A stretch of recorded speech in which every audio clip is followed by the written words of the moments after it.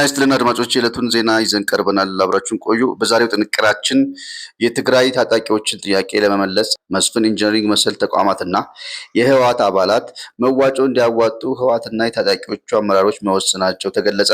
በተያያዘ መረጃ የታጣቂዎቹን ተቃውሞ ለአምስተኛ ተከታታይ ቀን ዛሬም በተለያየ አካባቢ መቀጠሉ ተሰምቷል። ቢንጎና አረቄ ቤቶች በአዲስ አበባ አይኖሩም ተባለ። አስተዳደሩ ቆራጥ ውሳኔ አስተላልፏል። ቻይና እንደ ዩናይትድ ስቴትስ ኤፍ-22 ራፕተር እና ኤፍ-35 የመሳሰሉትን የማይታዩ ስቴልዝ ተዋጊ ጀቶች መከታተል የሚያስችላትን እጅግ በጣም ሚስጥራዊ በሆኑ የነጠላ ፎቶን መመርመሪያዎች ሲንግል ፎቶ ዲቴክተር በጅምላ ማምረት መጀመሯን አስታወቀች። እነዚህ በዝርዝር የምናያቸው ጉዳዮች ናቸው። አድማጮቻችን እስከ መጨረሻው አብራችን ቆዩ። የትግራይ ታጣቂዎችን ጥያቄ ለመመለስ ኢፈርት መስፍን ኢንጂነሪንግ መሰል ተቋማትና የህወሓት አባላት መዋጮ እንዲያዋጡ ህወሓትና ታጣቂዎቹ አመራሮች መወሰናቸው ተገለጸ። በተያያዘ መረጃ የታጣቂዎቹ ተቃውሞ ለአምስተኛ ተከታታይ ቀን ዛሬም በተለያየ አካባቢ መቀጠሉ ተሰምቷል። የትግራይ ሰራዊት አባላት ከደሞዝ እና ጥቅማጥቅም ጋር በተያያዘ ተቃውሞ ማንሳታቸውን ተከትሎ ክልሉ አዲስ ያወጣውን የሰራዊቱን የመሰረታዊ ፍላጎቶች ጥያቄ የሕክምና አገልግሎት፣ የመኖሪያ ቤት ቦታ አቅርቦት፣ የደሞዝ ማሻሻያ፣ በመንግስትና መንግስታዊ ባልሆኑ ተቋማት አገልግሎት አቅርቦት እንዲሁም ትምህርትና ስልጠና ወዘተ አገልግሎት አቅርቦት አዲስ መመሪያ ዛሬ የክልሉ ጊዜያዊ አስተዳደር ፕሬዝዳንት ጀነራል ታደሰ ወረደ በተገኙበት የክልሉ ካቢኔ ሙሉ ለሙሉ አጽድቋል። የሰራዊቱን ተቃውሞ ተከትሎ ጀነራል ታደሰ ወረደ የአቶ ጌታቸው ረዳ ዕጣ ፈንታ ደርሷቸው ትላንት ጥቅምት 6 2018 ወደ አዲስ አበባ እንደሸሹ በአንዳንድ ሚዲያዎች የተዘገበው ውሸት ነው።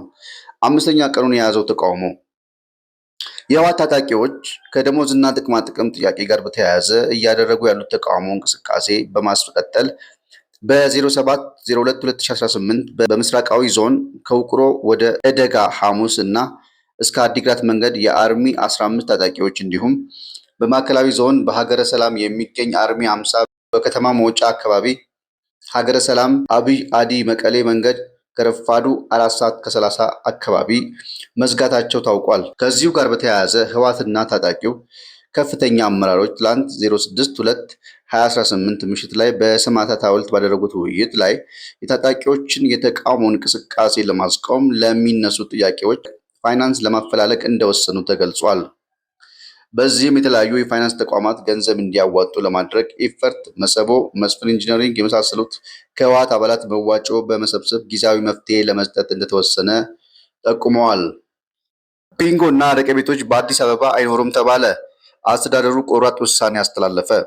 የአዲስ አበባ ከተማ አስተዳደር ሰላምና ጸጥታ ቢሮ በከተማ ውስጥ የሚገኙ የቢንጎ ማጫወቻ እና የአረቄ መሸጫ ቤቶችን በተመለከተ አስቸኳይ እና ቆራጥ ውሳኔ አሳለፈ። ከዛሬ ጀምሮ በአዲስ አበባ ከተማ ውስጥ አንድም የቢንጎ መጫወቻ ሆነ የአረቄ መሸጫ ቤት መኖር የለበትም።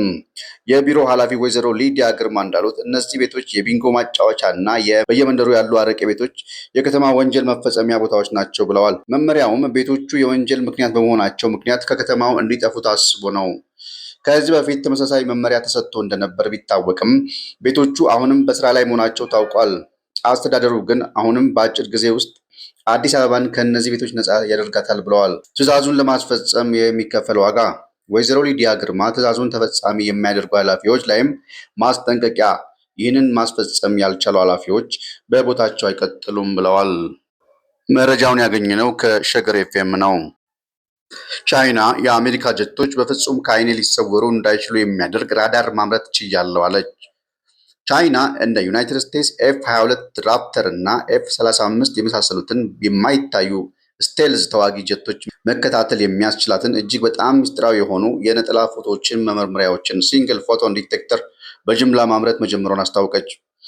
በአንሁይ ግዛት የሚገኝ የኳንተም መረጃ ምህንድስና ቴክኖሎጂ ምርምር ማዕከል የተሰራው ይህ አዲስ ባለ4 ቻናል መመርመሪያ 4 ቻናል ዲቴክተር አንድ ለሆነ ፎቶን የብርሃን ትንሹ ኃይል ክፍል ለይቶ የማወቅ ችሎታ ያለው ሲሆን ይህ ደግሞ እጅግ በጣም አነስተኛ የሆኑ ምልክቶችን እንኳን ለመለየት ያስችለዋል። የማይታዩ አውሮፕላኖችን በልዩ ሽፋን እና ዲዛይን አማካኝነት የራዳር ሞገዶችን በመምጠጥ ወይም በማንሸራተት ከባህላዊ ራዳሮች ይደበቃሉ። ይህ አዲስ ቴክኖሎጂ ግን የተለየ ነው። የኳንተም ራዳሮች ፎቶኖችን ይልካሉ። እነዚህ ፎቶኖች አውሮፕላኑ ሲመቱ የነበራቸውን ባህሪ ይለወጣል። ይህ ለውጥ ደግሞ አውሮፕላኑ የውሸት ምልክት ፋልስ ሲግናል ለመላክ ቢሞክርም እንኳን ትክክለኛው ቦታውን እንዲገለጥ ያደርጋል ነው የተባለው። አዲሱ መመርመሪያ ከአንድ ቻናል አቻዎቹ ጋር ሲነጻጸር 1/9 ያህል ያነሰ መጠን ያለው ሲሆን አነስተኛ ኃይልን ለመጠቀም በቀላሉ በተለያዩ መድረኮች ላይ ለመጫን ያመቻል። ይህ የቴክኖሎጂ ግኝት ለአሜሪካ ስደተኛ ትውልድ ተዋጊ ጀቶች ልማት እቅዶች አዲስ ስጋት ሊፈጥር እንደሚችል የተነገረ ነው። ቻይና በዚህ ወሳኝ የኳንተም ቴክኖሎጂ ዘርፍ ራሷን ችላ የዓለም አቀፉ መሪ መሆን መቻሏም አስታውቃለች። ከፋኖ ጋር ድርድር ሊጀመር ነው። በአማራ ክልል ያለውን ግጭት በሰላማዊ መንገድ ለመቋጨት ጥረት እያደረግኩ ነው ሲሉ የክልሉ መንግስት አስታወቀ። የአማራ ክልል መንግስት ኮሚኒኬሽን ቢሮ ኃላፊ መንገሻ ፈንታ ዶክተር ለጋዜጣ ፕላስ እንደተናገሩት በክልሉ ያለውን ግጭት ለማስቆም በርካታ ስራዎች እየተሰሩ ነው ብለዋል። በክልሉ ያለው ግጭት ሀብት ንብረትና የሰው ነፍስ ላይ ውድመት እያደረሰ ነው።